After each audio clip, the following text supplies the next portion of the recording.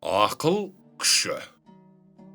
Ертеде кісі киік деген жыртқыш киіктер болыпты. Ол киіктер аң аулап шыққан адамдарды иығымен соғып өлтіре береді екен. Киік аулаған адамдардың көбі сол кісі киіктерден қорқып аң аулауға сирек шығады екен.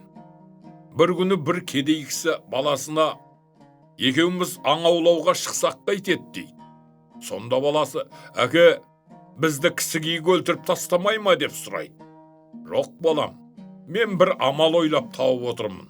Осы жолы кісі киіктен аман құтылып келеміз деп әкесі аңға баласын ертіп шығады. Олар көп аң атып алады. Содан күн кешкіріп, қараңғылық түсе бастайды. Әкесі: балам, сен мына жерге отын жинақ қой дейді.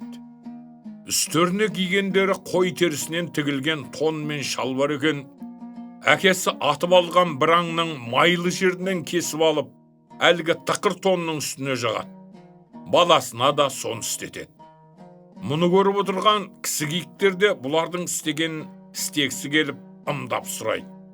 Майдың сырына түсінбеген кісі киіктер майды алады да үстілеріне жағады. Сол кезде аңшы әлгі тонның үстіне от қойған құсайды. Ал тақыр тон мен шалбар жанбайды. Кісі киіктер де денелеріне май жағып болып отқа жақындайды.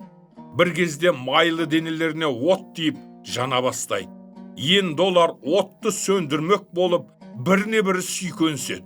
От одан сайын қаулап, бәрібірдей өртеніп өледі. Сөйтіп, аңшы кісі киіктен аман қалады.